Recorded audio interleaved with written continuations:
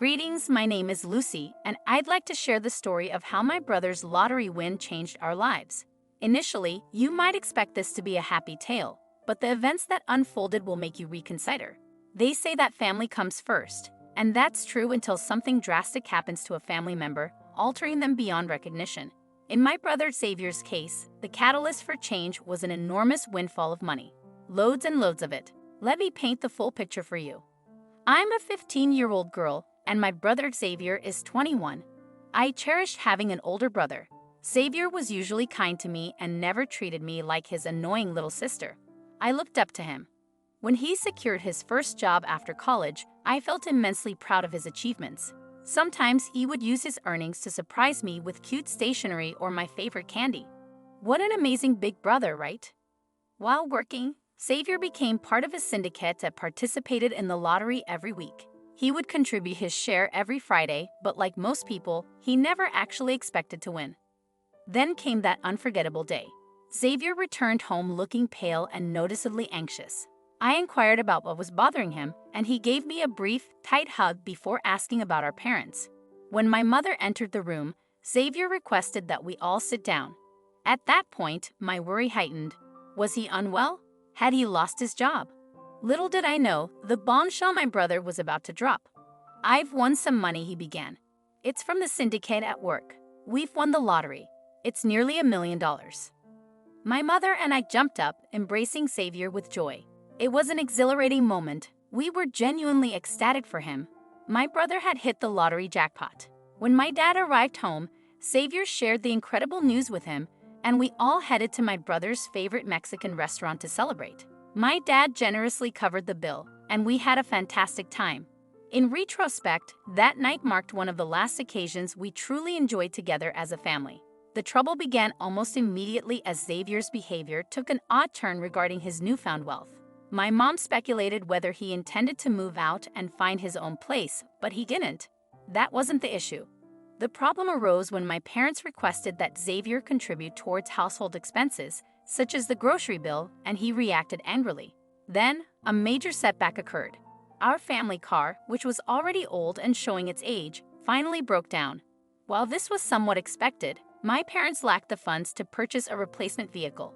My dad approached Xavier with a request to pitch in a few $100s to help buy a new car, and that's when things took a terrible turn. Xavier exploded, shouting at my dad that he wasn't a bank or a moneylender. I knew that my dad would be deeply hurt by this outburst. My dad was the type of person who rarely sought assistance from others, and I empathized with his feelings. Please don't misunderstand. We were all aware that the money was Xavier's, but he was still residing in our parents' home. Moreover, our parents had worked tirelessly to put both of us through college. My brother's behavior towards our parents continued to baffle me. Money should never have come between family like this, right? It saddened me to realize that our family had been happier before Xavier's windfall. Then, tragedy struck. My father suffered a stroke, and I genuinely feared for his life. Thankfully, he managed to recover relatively well, although navigating our home had become increasingly challenging for him, especially the stairs. The primary issue was his inability to ascend and descend the staircase. My mom presented us with two potential solutions: either construct a downstairs bathroom or install a chair lift to facilitate his movements. The problem was that both options came with a hefty price tag, and while my parents were doing okay financially, they certainly weren't swimming in money. You probably guessed what happened next. My mom approached my brother to inquire if he would be willing to cover the costs of these house modifications to make life more comfortable for our father. Xavier's response left me feeling ashamed to be his sister. I know it might sound harsh on my part, but it truly was disappointing. He flat out refused to contribute anything, leading to a heated argument between my parents. A few days later, he moved out and secured his own place. I didn't speak to Xavier for a couple of weeks after that, but then he reached out and invited me to visit his new residence. And let me tell you, it was beyond impressive. Xavier's new place was situated in the most upscale part of town, and he had spared no expense in ensuring it looked the part. His living space boasted a top-of-the-line TV, gym equipment, and a closet brimming with designer clothes. I'm only human, so I couldn't help but be somewhat awed by his extravagant possessions, and I confess I felt a twinge of jealousy. I couldn't help but notice that the amount Xavier spent on his TV could have easily covered the expenses for my dad to move around our house with some dignity. At this point, my feelings about Xavier were a whirlwind of mixed emotions, but predominantly, I felt like he was making a grave mistake. The brother I had once idolized was no longer acting like a hero. To compound matters, he entered into a relationship with a woman who seemed to share his penchant for extravagant spending. Once Bella came into the picture, I was no longer invited to Xavier's apartment to watch TV. Suddenly, Bella and Xavier were jetting off to Mexico and Costa Rica, even trying their luck at the casinos in Las Vegas. It was Bella who encouraged Xavier to quit his job, and I couldn't help but be disappointed when I learned of it. I couldn't forget how thrilled Xavier had been when he received his first paycheck. He had radiated such genuine happiness back then. Now, although he appeared content, it was a different kind of happiness, and it didn't involve his family. 2 months later, I received a call from Xavier. He sounded rather down, and it came as a surprise when he asked me to meet him. I couldn't help but ask if Bella would be there, to which Xavier replied, "No, Bella is long gone." We met at a cafe near his apartment, and as he walked in, looking sharp and handsome, I couldn't help but feel a sense of pride for my brother. For a moment, it felt like the good old days. My determination to speak up grew stronger as I thought about my father struggling at home, trying to ascend the stairs to reach the bathroom, knowing that Xavier could have helped but chose not to. I knew I had to address the situation if I wanted to respect myself.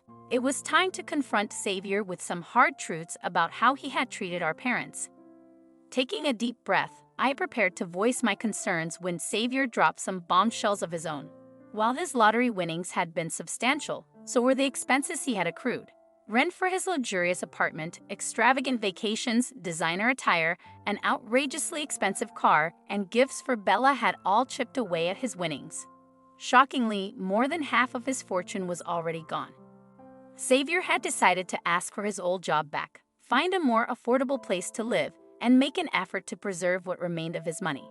Bella, however, didn't take kindly to this change of plans. As soon as she realized that their first-class flights to Aruba were off the table, she left him. I couldn't help but feel a twinge of sympathy for my brother, but he had brought this upon himself. My dad, on the other hand, didn't deserve any of it. My anger resurfaced as I thought about how Xavier could have easily helped our parents but chose not to, all while splurging on cars and diamond earrings. Yes, I had seen them. For a girl who only seemed interested in him when he lavished money on her? Xavier started to speak, but I interrupted him. "You know you've hurt Mom and Dad deeply, but they still love you.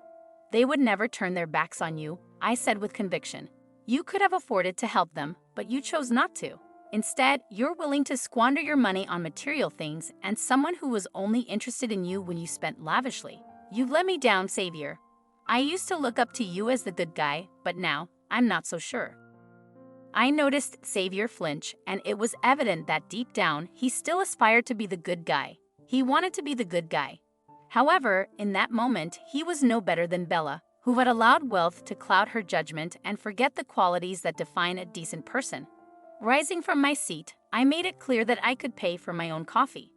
"Forget it, Xavier," I said firmly as I walked away. I moved slowly, hoping he would catch up with me, but he didn't.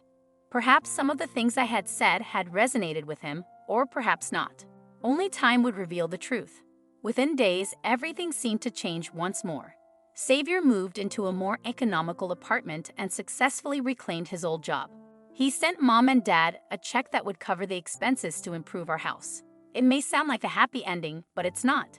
It's merely where we find ourselves now. Xavier patched up the rift, but I had witnessed a different side of him. One that showed he wasn't as strong as I had once believed. He was capable of making poor decisions and mistreating the people who cared about him. I don't intend to be a harbinger of doom, but I can't help but feel that it might all happen again. Xavier still has a substantial amount of money in the bank, and it's true that money has the power to change people. What if Bella resurfaces? What if he has a rough day at work and decides to quit because he can comfortably finance himself for the time being? I can envision a day when the money runs out, and I don't think it will be that far off unless Xavier learns firsthand about his own vulnerabilities. Nevertheless, there comes a point when you can't save someone anymore. Is he happier now than he was before winning the lottery? I doubt it.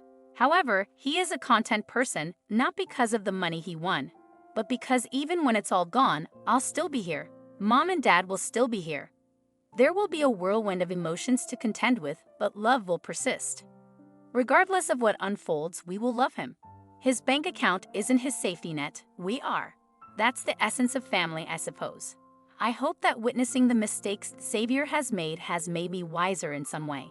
We all have a responsibility to the people we cherish. If we're fortunate, they'll remain by our side when we falter. We forgive and strive to improve the next time. I just hope Xavier realizes how fortunate he truly is.